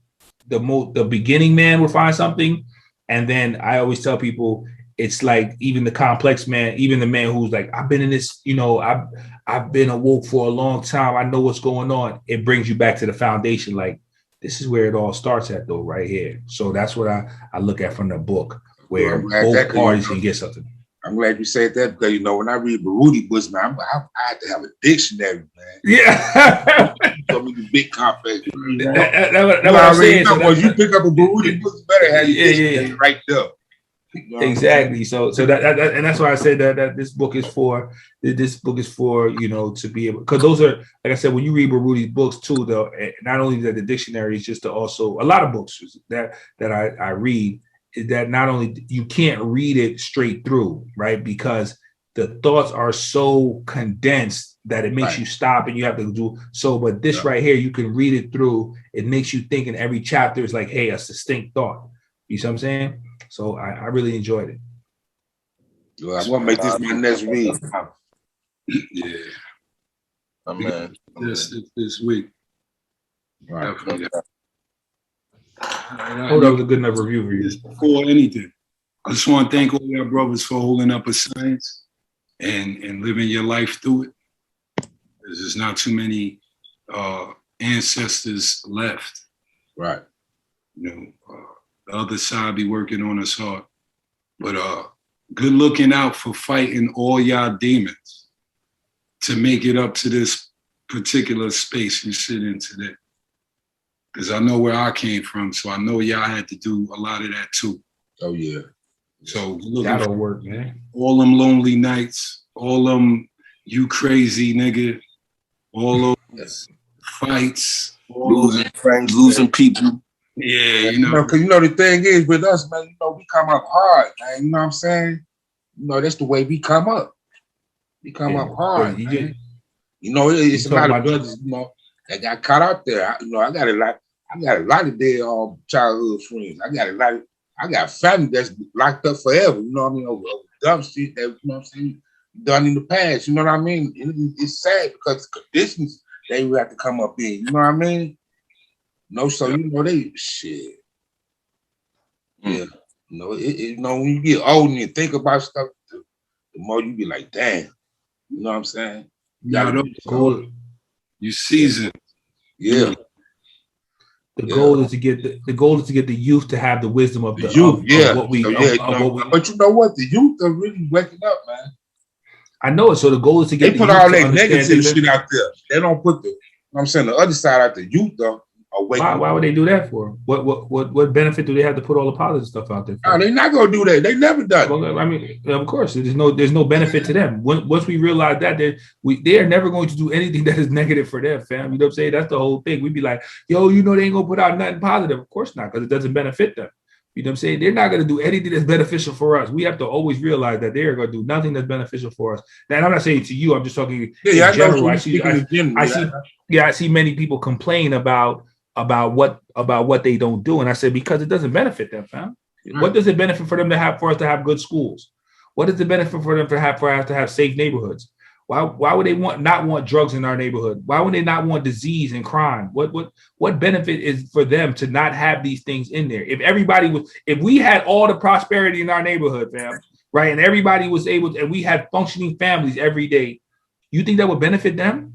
No, of course not. Of course not. So this is why they will continue to promote that, and they will continue to hide their hand behind their back and make it seem like we are.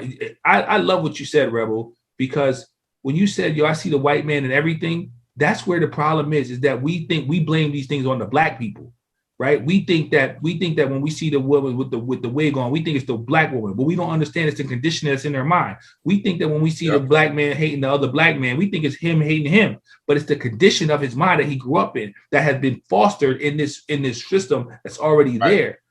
So when you said that was I'm going to use that. You know what I'm saying? I hope you don't do your mind. I will give you credit for it. But I'm going to be like, yo, yeah, you know what I'm saying? That's the white man right there, fam. You know what I'm saying? They'd be like, what you talking about? I don't see no white man. I'd be like, you see that hair? Do you see when he hate on his mans? All that comes from the white conditioning, from the European mindset of individualism. It doesn't come from that. So, but we are in the game of, as they say, you blaming the rape victim. You know what I'm saying? That's how it goes. Right, blaming the victim. Yep. Now all jewels, man. We all dropping jewels. Pick them up. Gem City. Tell me. Pick them up. No doubt, man. Nah, that was powerful. It's an ill way to see it.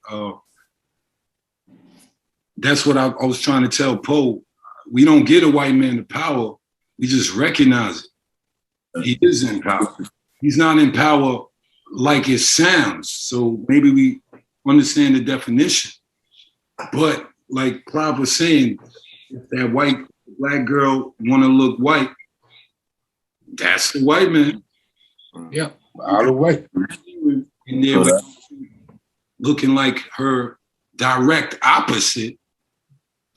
It's not even racial or hate.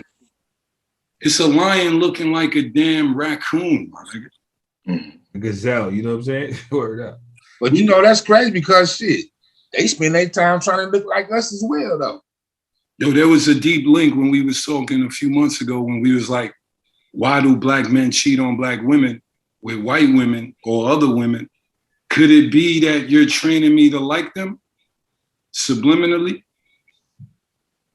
Because you're supposed to have nappy hair. You're supposed to come in with some ill locks. You're supposed to have like short twists. But if you come on with the blonde wig or the long brown one, it don't matter. That's not your hair. And then we watch TV, and then I see all the other women with your hair. You almost, and I'm attracted to you through those phenotypes. Are you training me to love the white woman on the low? They're in a terrible predicament because they still need the black man's seed. Yep. That's why we impregnate the white woman. But what they do is, and I tell everybody, it would be a different story if black men was marrying white women and having babies by white women, and they were growing up black in black neighborhoods and then procreating with other black people. But what happens is is when most black men and black or who marry white women or black women who marry white men, they go to white neighborhoods. They take on the white identity. So their kids become, if you look at Patrick Mahomes, he married a white girl. His father was black and white, right? If you look, I mean, I could name many people, you know what I'm saying? If you look at Steph Curry, his father was black and white, and then you see his wife, right? They're very, very light skinned, right? And they grow up in a white neighborhood, and they live in a white neighborhood now. You can go on and on and on, where you can see that these people do not come back to their heritage. The lineage goes whiter and whiter and whiter, because that is the only way they can keep the race going, right? And that's why they're in the terrible predicament. Because they're like, damn, we need them, but we don't want them around. This is why I don't be scared of the people saying they're trying to destroy us, because they can't. If they destroy us, they destroy themselves. That's the whole point about it. I feel that. They could destroy a good number. What if they knew they only needed 30% of us? So they would try. With 30%, that's not destruction. That's reduction. I'm just saying that there's still a germination of a seed. You see what I'm saying? So even 30% can reproduce. One man can reproduce, half a continent. You see what I'm saying? That's all it is. So it's not. So if there's 1 million black men and we reduce to 330,000, we still could reproduce the whole planet. That's what it's about, keeping them alive. But what if you say 300,000, right? You really don't have 300,000. You got to look at how they locking us up. But that's what I'm saying though. But even that's what I'm saying to you. So they've reduced the population by so much, and we're still outproducing them with babies. They have locked up all the men, and we're still outproducing them with babies. We still don't have a negative birth rate, fam. That's my point. Yeah, I feel you. We still don't have a negative. We don't have any men. We were all locked up. We're all on drugs. We're all dead, right? There's only a few men out here who are productive fathers, and we still are outproducing them in babies. We still are not at a negative birth rate. We still are. And they are. It was about how they dividing us to take our blood. This is all to get the blood. Mm-hmm. Yeah. The plasma, all that. Mm-hmm. They all divided, and they stripping the blood right now from the seeds, the black male seed. Because look, we call those cracker blacks, by the way. Mm-hmm. Those is cracker blacks. They're coming. Science said the perfect human is black and white. They're going to try and push that in the future. Well, how can it be a cracker black? Because they have black. Because black and white is black. Period. I feel you. Our trace is dominant. They trace is recessive.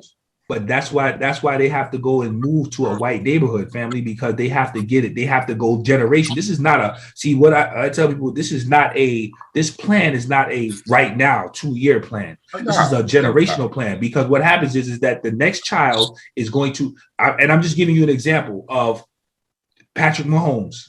His father married a white woman. They had a baby, right? Half black, half white, right? But to your logic, Kimwado, he was black, right? Now his wife now is a white woman. You see what I'm saying? His wife is a white woman. Now he is going to marry a white woman, and they're going to have a baby. What color is that baby? What is the lineage of that baby? And then where's that baby going to grow up? You think Patrick Mahomes lives in the hood or lives in a black neighborhood? You know what I'm saying? You think no. What he's going to do, his kids are going to grow up around other white kids. So now that he's had a child that's 75% white, where's his child going to be? Who is his child going to marry? What is the likelihood? Because I tell people all the time, it's not about guarantees. It's about percentages. The likelihood of his child marrying a white person is very likely. So that's what I always tell people, hey, I play the percentages. I may be wrong, but I'm still going to play the percentage. But guess what? All that, they still ain't going to be able to get rid of us. But hold up. Let's go deep into that. That's what I was saying. Because after that second generation, Billy is 6'5". That's what I mean by taking the blood, my G's. Because after Patrick Mahomes have a kid, right? His kid is going to go back white. Now that kid is going to have the DNA of the father, the grandfather and the father, but he going to look white. So Billy going to be 6'5". Word. So when I say they still in the DNA, they did that in Rome. They did that in antiquity, where they'll mix in and then go back white. That's how I think they stayed alive this whole time. Every 1,000 years, they crack a black up, then they take some of the blood, and then they do the Yaku shit in reverse. Billy gonna marry Jenny, but his grandfather was fucking Matumbo. But then Billy's grandson is gonna have the DNA genes, but look white. That's what I'm saying. So yeah, they still in the DNA hard. Yeah, we giving them the DNA, man. We gave it to them freely. We gave it to them free. Okay, they was already getting DNA from the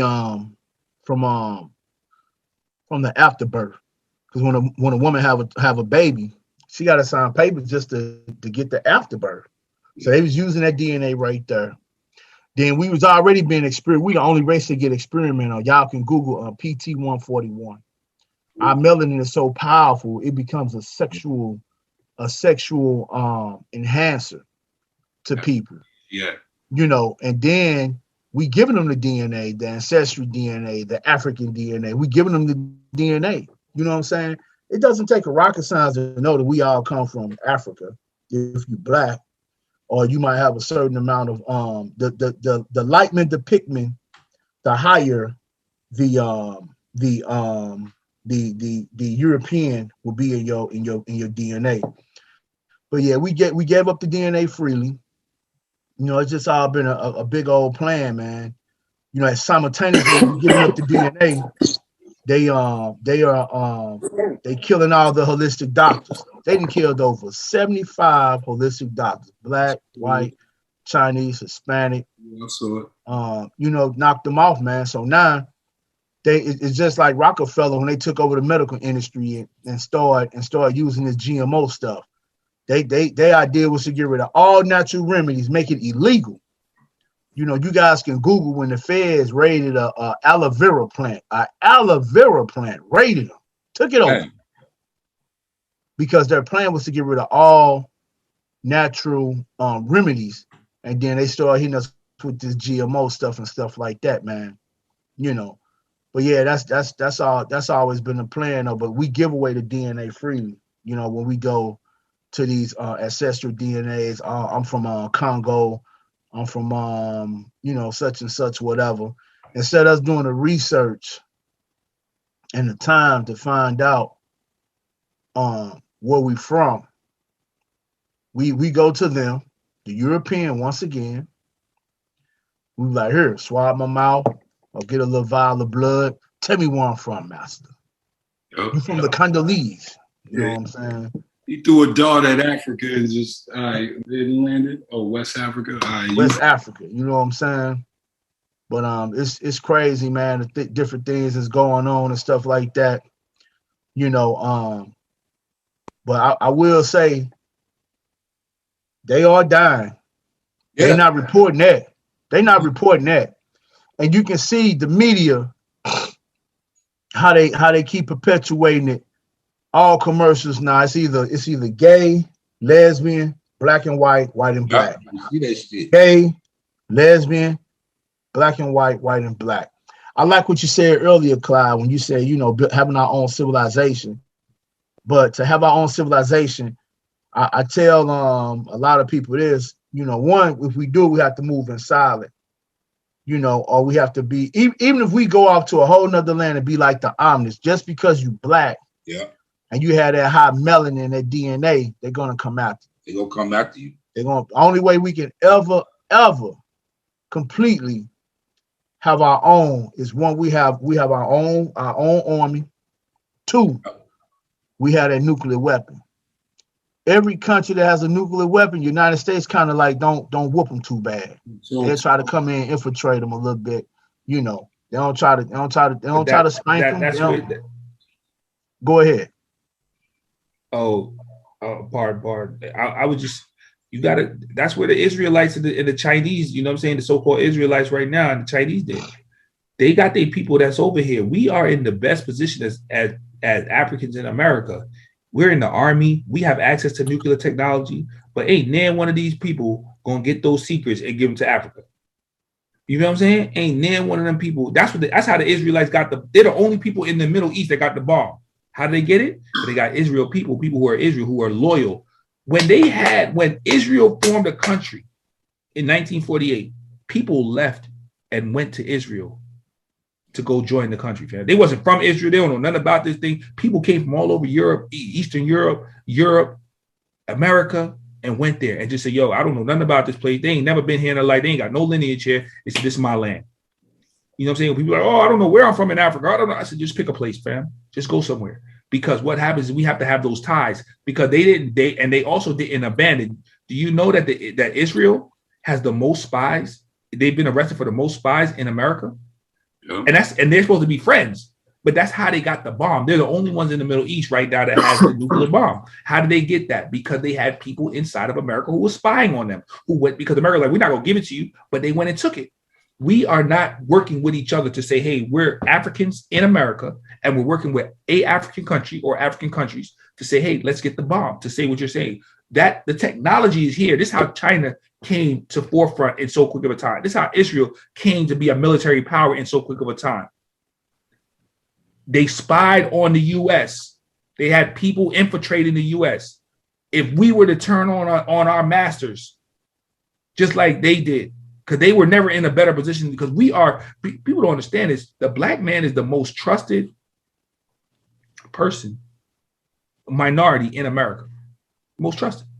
He is in positions and has access to more information than any Chinese, any Israelite, anybody else in America, because they know that they know for you, the spook that sat by the door, that book right there, that is so that they know that that's one in a million. Because even the spook that sat by the door, right? Give you an example. Who did he give the information to? Who did he give the information to? What country? What country did he pass? He learned all the information. All right, you got all the information. You learned all the nuclear power secrets. Who did you give the information to? Who got it? What use was it? That's my whole point. You can go in the whole system and be like, yo, I got all the information. What use is it? What good is it? Just to be able to tell people I know all the nuclear secrets? If they gave me all the nuclear secrets now, who am I going to give it to? Who are we going to give it to? What country are we going to give it to? This is where I go back to that we have to have these ties, because as he said, to have your own nuclear power, you have to get those nuclear power by spying on this country, by having people who are infiltrated. We are already locked in, but we are so brainwashed, and they know this. This is why they trust us across the earth, because they know that we're not going to betray master, United States of America. Not that the Chinese are, the Israelites are. They could be fifth generation. They tied to their country. They tied to their people. We're not.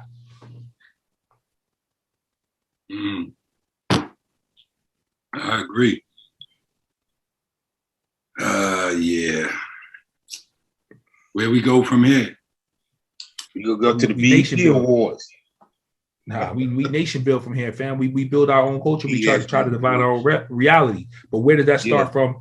In the beginning, is getting your community, building a community, building like-minded. But us right here, we should be like, hey, how do we build a place? How do we get some land? We have to be plotting on that. What is the next move from here to be able to? One thing that we should be doing is living close to each other. That's real talk. Yeah. We should all be somewhere where we're living close to each other. That should be, look, in the next 5 years, fam, we're going to get a community. We're going to live close to each other. Our kids grow up with our kids with each other. No, and we could probably take over a little town too. I'm trying to, bro. They doing it all the time. You could take over a little town. You take over a little town. You run the town. This is what's going on here. You ever watch those movies with the little hillbilly towns where you go into the town? It's like, yo, you can't rock here like this. Right. You can't do this here. It's a little hillbilly town. They don't talk to nobody else. They rock the way they rock. They got their own school, their own police department, their own mayor. It's 2,000 people, 5,000 people in the town, and they rock a certain way. That's how we got to do it. That's what we got to do. We got to start moving in with each other, and we got to start running the politics there. It's not hard, but it's hard work. You know what I'm saying? It ain't hard, but it's hard work, fam. I agree. The plan is easy. I'll be with that plan. Yeah, me too. We're gonna put it together. Me too, man. Because really, it's time, man. It's time, man. Malachi York did it. Even if it's not for us, it's for the generations and the generations behind us, man. The first thing we need to create is an army, a defense. Oh yeah, got to do that. Just be number one, because they came and got everything we ever built, and it seemed like we didn't have an army waiting on there. Yep. So I'm gonna say this: you here in this country. This is why you need Africa, fam, and this is why when you go to Africa, because they're colonized too mentally.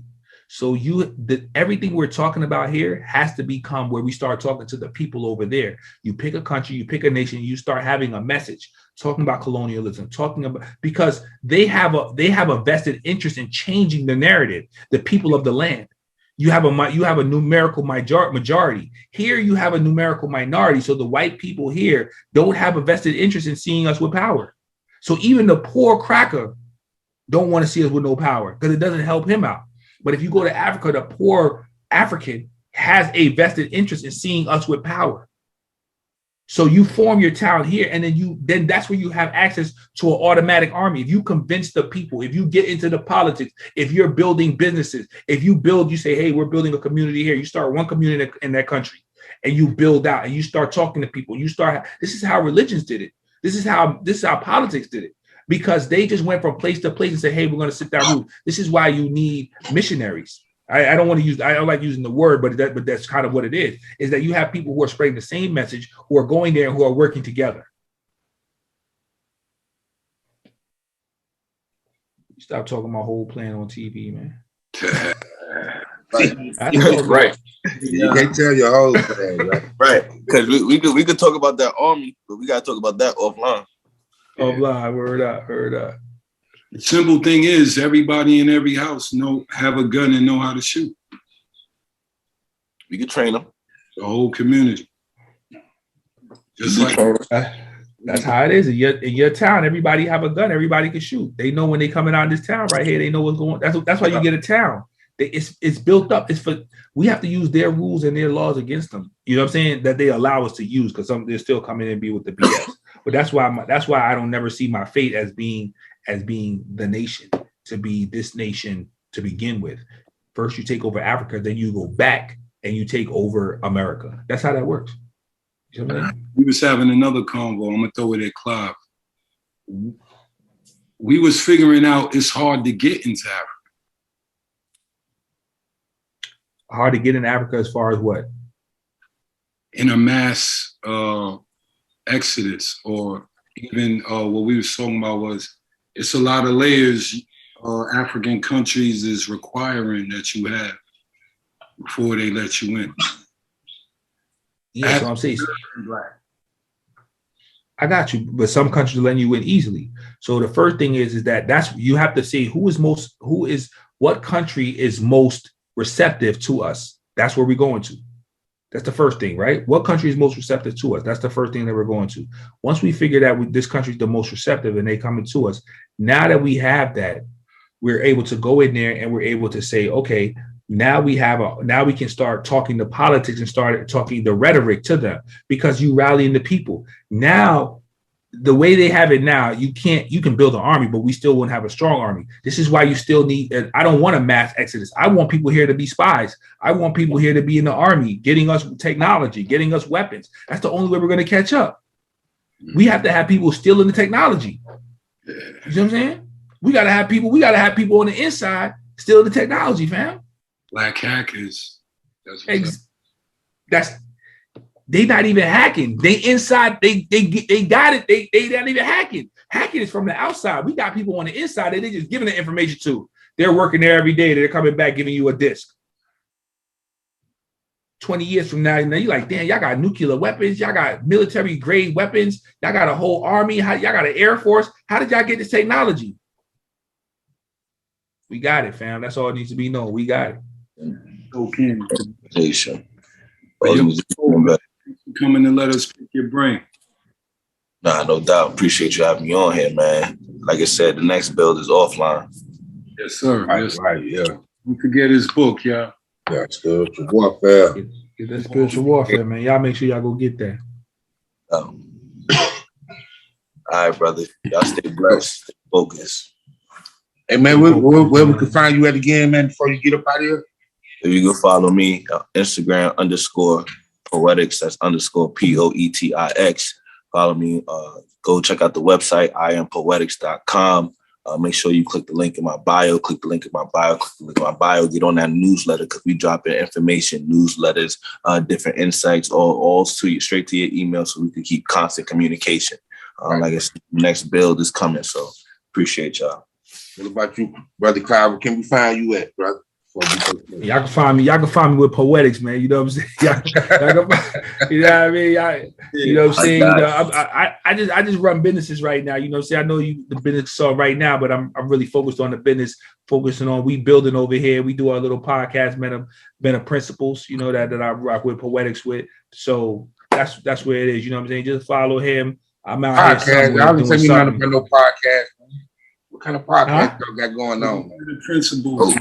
We're gonna start unveiling it. You're gonna start to see it being unveiled coming in the next couple of weeks. Man, what gonna be on, man? What's up? Yeah, yeah, no, yeah. We got you. We just got. Like I said, we just building it out. We like I said, y'all can find me with Poetics, man. You know what I'm saying? You looking for me, man? I'm just out here working, man. You know what I'm saying? Trying to build my little business, trying to rock with the people, man, and make sure and stay on the path, but. You know, that's the man right there. We are the men. I'm not going to say he's the man like that. It's like we are the men. You know what I'm saying? We are one. I am him. He is me.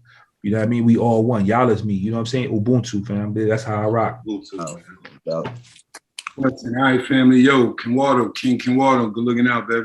You already know, man. See you on the next one, brother, man. You know how we do. Stay focused. Stay blessed, gentlemen. That's right.